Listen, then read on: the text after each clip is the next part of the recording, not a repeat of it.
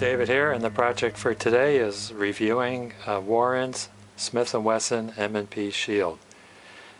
Before I get started, I had a hiatus through the summer, and I want to welcome the new subscribers. Thank you for subscribing. I hope you remembered to click the bell so you could get email notifications of new videos.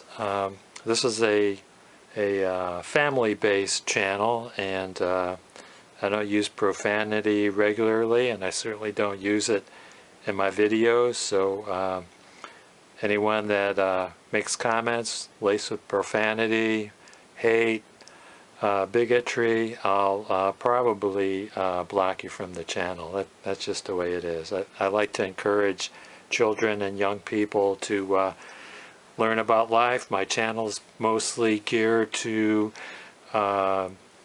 guns, cooking, cars, household repairs, anything to help young people getting started to learn to become independent. I don't like being dependent upon other people. I like to do as much for myself as I can, and I'm happy to loan my skills to anybody that wants to learn. I don't make much money off of this YouTube channel, and anything that's involved with firearms, YouTube refuses to share any ad revenue. So Warren is a little camera shy, and he's really not crazy about this pistol because it's striker fired, and Warren prefers hammers. So I don't think it comes with 4 mags, but he has some extra mags for it. He's got 2 7-rounders and 2 8-rounders. That's a 7-rounder, and that's the 8-rounder. You can see the extension on the base plate, and they're stainless steel, and they're from Smith & Wesson. I believe this comes in other calibers. I've seen 45 ACP, so I know those are out there. I'm not sure if they come in 40 Smith & Wesson, but this is a 9mm, and this is the capacity for the 9mm. I'm sure the larger calibers don't have the capacity. So this is my first experience with the newer slim compact pistols. This is based on the full-size Smith & Wesson M&P Shield, and this has a single stack mag. I'm used to the double stack mags, and I do find it very slim. I think it would be easy to carry. I don't have any problem carrying the Glock 26. What I like about this is the styling, the Smith & Wesson engineering and manufacturing. It's extremely clean inside. There's no rough edges or burrs. I respect Smith & Wesson's attention to detail and quality control. I hope they could keep it up. Also, it has a Smith & Wesson lifetime warranty, which is admirable as well. Okay, from what I can gather, the pistol comes with 1 7-round mag and 1 8-round mag. It has a polymer frame with an embedded stainless steel chassis, and weighs about 20.8 ounces. Overall length is 6.1 inches. Black finish. They call the finish on the slide Armor Night. I really don't know what that is. And of course it's striker fired. It's got white dot sights. They're not night sights, but the standard sights are white dots. The rear sight is non-adjustable. You adjust for windage by drifting the front sight. You can see it's in a dovetail, and that's the only adjustment. There are several variations of the model. This one does not have a thumb safety, but there's a model where they put a thumb safety right here, and the slide can be cycled with the safety on if you do have a thumb safety.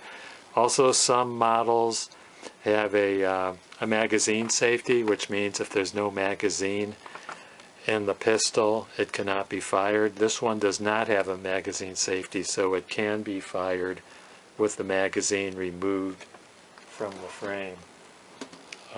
Warren has some holsters for it. He's got a black Rhino holster. This does not come with a pistol. It's got a 10-degree cant. So it's inside the waistband. I haven't tried it on yet. Seems to be a nice compact holster. He also has one of these little trigger guard holsters. I've never had any experience with it. I was playing with it today. It's kind of hard to get out. You really have to pull on it. So one of the problems I see with it, if you were to tie this to your belt loop and you had this in your back pocket and you were to pull on it, pull really hard, it's very easy to muzzle sweep yourself with this. So you see that it's trying to point right at me. Might as well do a safety check while we're at it. And while I do the safety check, if you try to insert this trigger guard safety from the bottom, see what happens?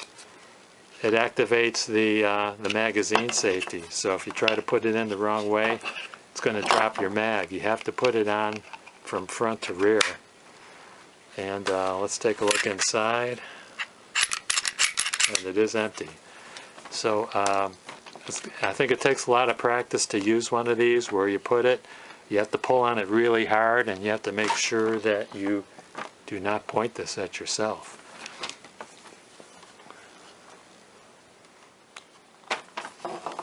I just tried on this inside the waistband holster. It's really comfortable. I like it.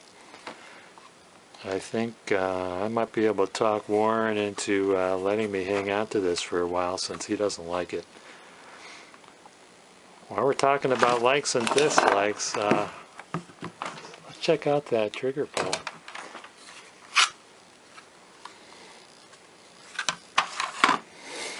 Yeah, I don't know if this holster is adjustable or not, but I think it could use a little tweak to tighten it up a little bit.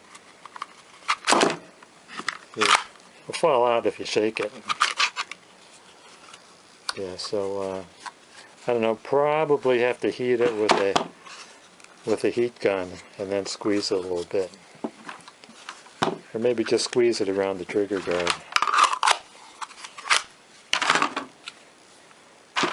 Anyway, let's get the trigger gauge on that.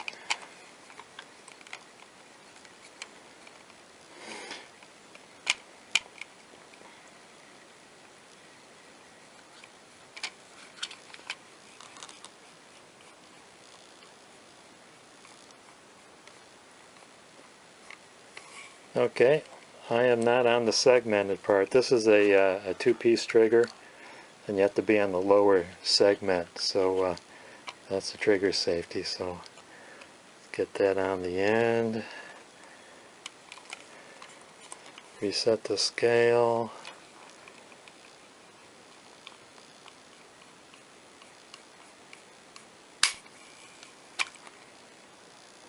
Seven and a quarter pounds.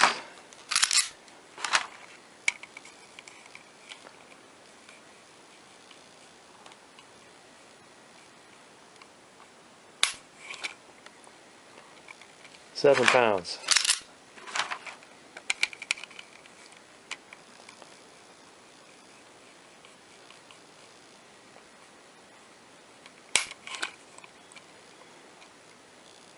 £6.5.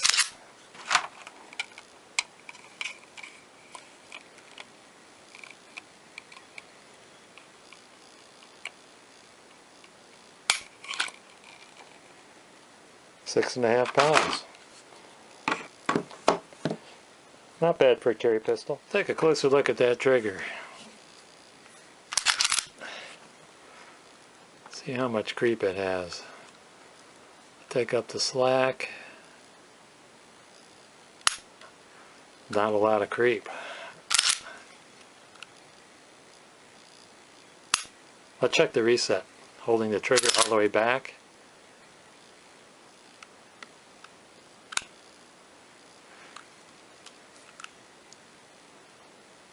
I like that reset. Here it is again. Take up the slack.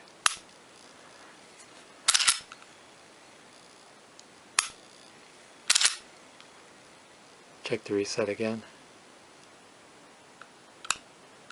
Pretty short. I like it. Of course, it wouldn't be a complete test if I didn't load it up and shoot a few rounds into the bullet trap. Let's try that. Okay, I got some laser brass, 124 grain full metal jacket. I thought I had some hollow points around here, but I don't. I've got the 8-round mags loaded up. Put my hearing protection on.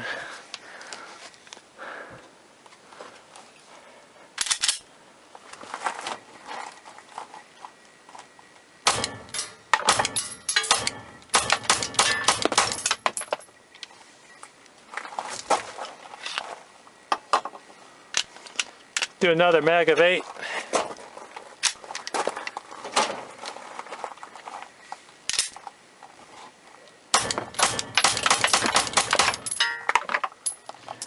Well, I was able to find some hollow points. I found some of this Remington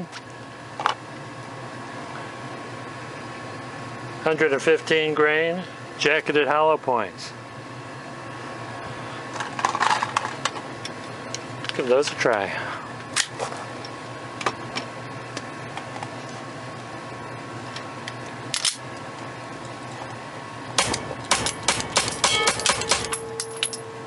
Nice. One thing I noticed about the fired brass, the firing pin strikes are not perfectly centered on the primer.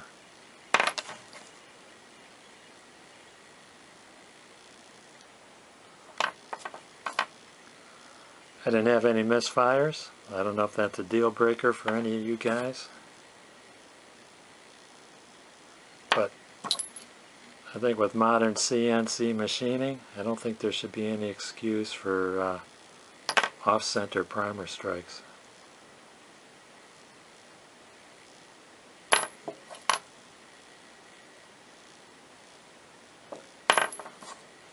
That bewilders me. I know, am I being too picky? Let me know what you guys think.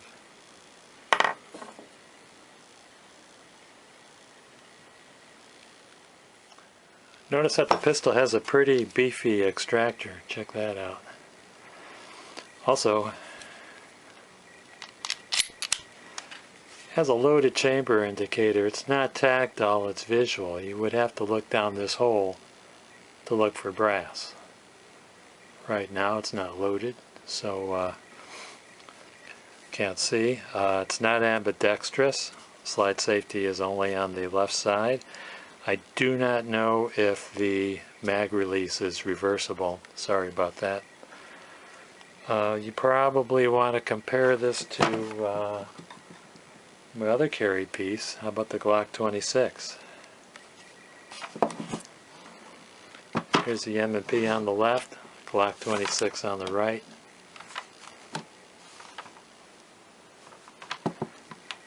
Glock is shorter to the grip. I guess I should compare it with a 7-round mag. Okay. There it is with the 7-round mag.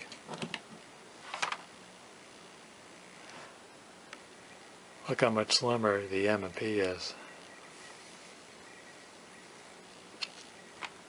Now, I don't have any trouble carrying the 26.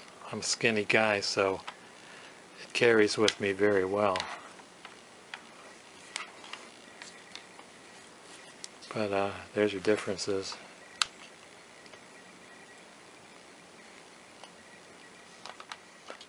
No. The slide length is about the same. The width is a big difference. The grip is a lot thinner. Grip is longer, as you can see.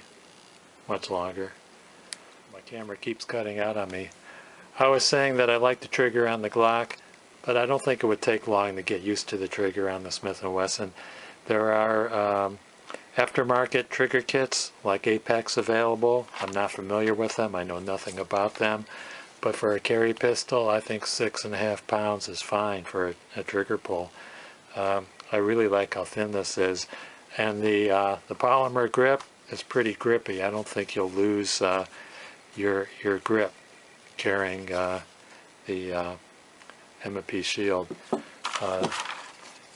It's not as grippy as a Glock. This is the Gen 4 Glock 26. It's pretty grippy. This is grippy, but not as sharp as the grip on the Glock. But it's still manageable. I still like it.